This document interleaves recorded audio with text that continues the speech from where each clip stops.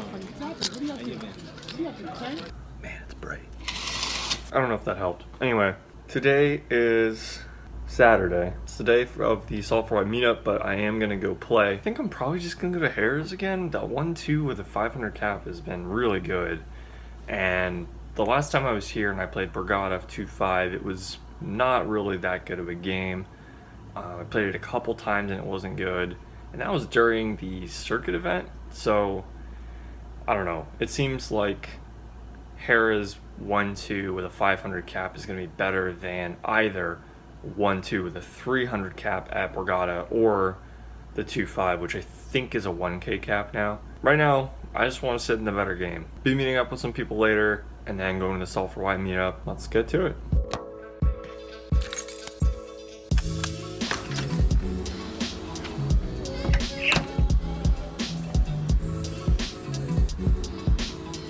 Ever tell you that I drove over paint the other day?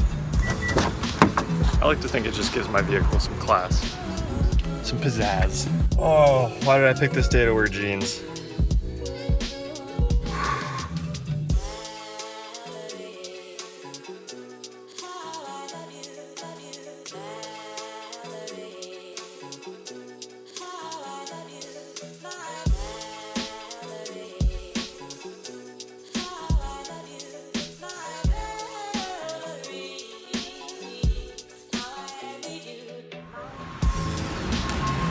Figure you've seen enough of that view.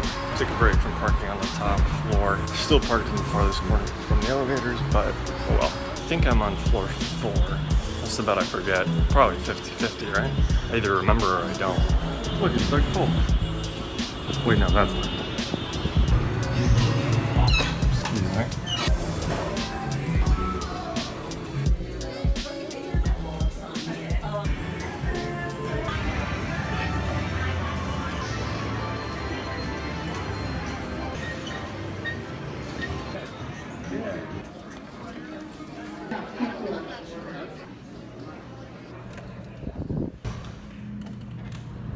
Say one thing I miss about the East Coast is the ocean.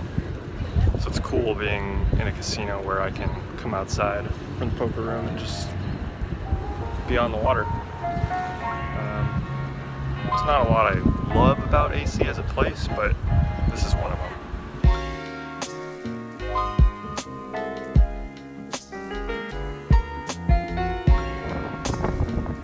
First on the list, should be pretty quick.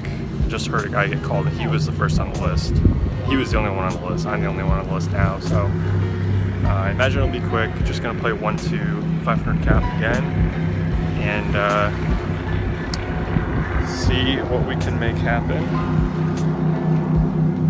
with this. I'm holding it tight, not gonna drop it. Not gonna drop it in the water.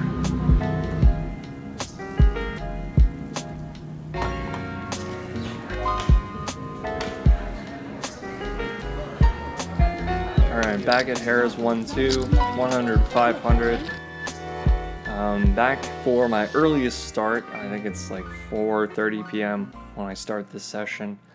But I was planning to get dinner pretty soon into it, and the Salt for White meetup was planned for 8 p.m., so I wasn't planning to play a long session here. This table ended up being even more kind of passive and easy to navigate than the previous game. I was playing probably like 40 to 50% of my hands, and like probably 70% of my hands in, late position. I was probably the only person raising pre-flop and the only person really making light C bets, etc. So it was pretty interesting. I ended up winning most of the pots that didn't go to showdown, and I lost several showdown pots. I was in so many hands that I didn't take great notes on everything, but I did have a few to share with you guys. The guy who I play this hand against is probably the other most competent player at the table, which kind of plays into why I play the hand the way I do. He definitely sees me as the guy who is raising most hands and someone who doesn't necessarily have anything on the flop when I bet. I open Queen 9 offsuit in middle position to $10. This player calls on the button and the big blind also calls. The flop is 10-5-3 rainbow and checks to me. I bet 15. The button calls, but he seems kind of reluctant. It seems like one of those spots where he knows he kind of has to call because of my image and how strong his hand is, which Could be something like 2 overs or an under pair to the 10, but he definitely isn't in love with it. The big blind folds, so we're heads up to the turn. The turn's a deuce, and I think most of the time I would have given up on this table, but because of kind of what I saw in his demeanor and his reluctance to call the flop, I just figured with the board not really changing, I can easily represent a 10 or an overpair and potentially barrel or just improve on the river. So I go ahead and bet 45, and he folds fairly quickly. So there was a couple in this game who were very nice, fun to talk with, but pretty typical for the table, tight, passive. The woman who is on my immediate right opens to $8. I'm in the hijack with ace king offsuit, and I bump it up to 25. I'm not even sure if I should be re-raising given how few hands she has opened. I think this might only be the second one, and we're probably a couple hours into the session now, but oh well, I do. There's kind of this running joke that I'm kind of the thorn in everybody's side, kind of annoying,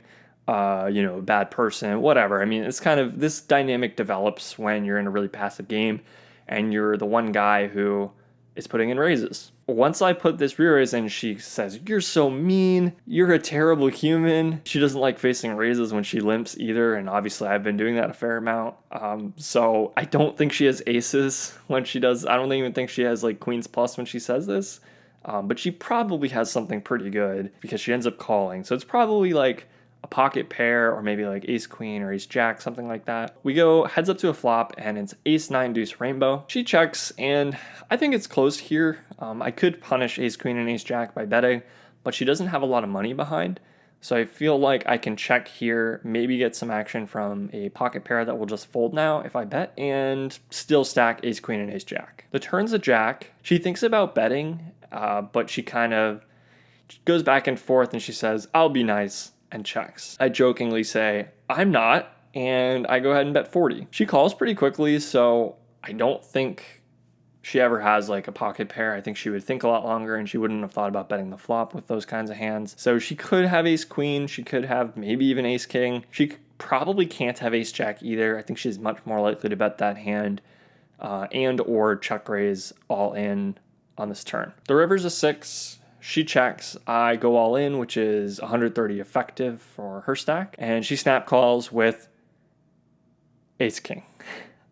So we chop that one up. So just some more fun game flow type stuff. There's this older Asian woman who is sitting in seat 8, I think, and I'm in seat 5 at a 10-handed table. And she has started to warn me because I'm raising preflop. Yeah, oh yeah, I forgot about that rule that says you're not allowed to play your cards the way you want to. Yeah, sorry about that. She's literally used the words, "I'm warning you," like 5 times in the last minute and a half. It doesn't affect how I play per se, but I am just wary of the fact that she might start defending really wide against me just because she's pissed that I'm ruining her, her limp fest, basically. Ironically, we don't really end up playing any hands, but I just thought that was kind of funny and wanted to share it with you guys. This next hand, I'm actually in the big blind with Jack 5 offsuit, and it just limps around. Obviously, I'm not ISOing this hand. I check, and we go, a bunch of ways to the flop, probably 6 or 7 ways to the flop. Flop is Jack 6-6, and I decided to check because I think it's almost impossible for me to get value from anything, and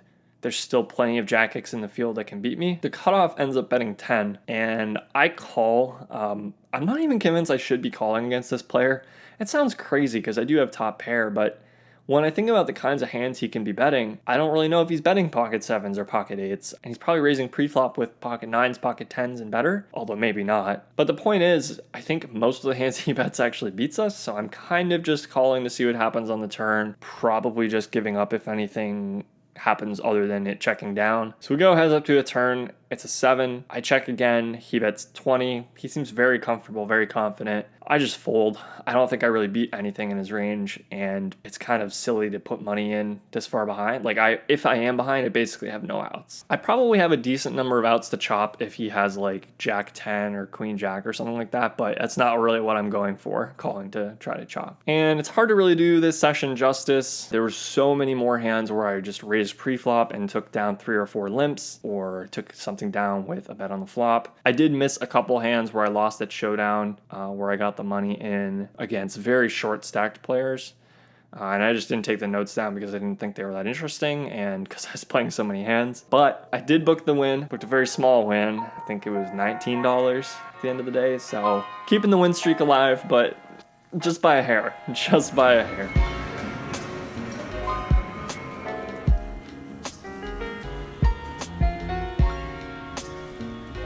In for 500, out for 519. Nothing too special, but it'll kind of pay for dinner, I guess, right? But that does make 3 winning sessions in Atlantic City, technically. So that's pretty cool. Now I'm driving over to Borgata. Gonna meet up with Chris, Bod, and Wendy. And we are gonna eat at the Metro Cafe? Diner? Cafe? I don't know. It's 6:39. Holy crap, that's bright. 6:39, and we're gonna do that, and then I'll head up to the Soulful Wine meetup at the Long Bar.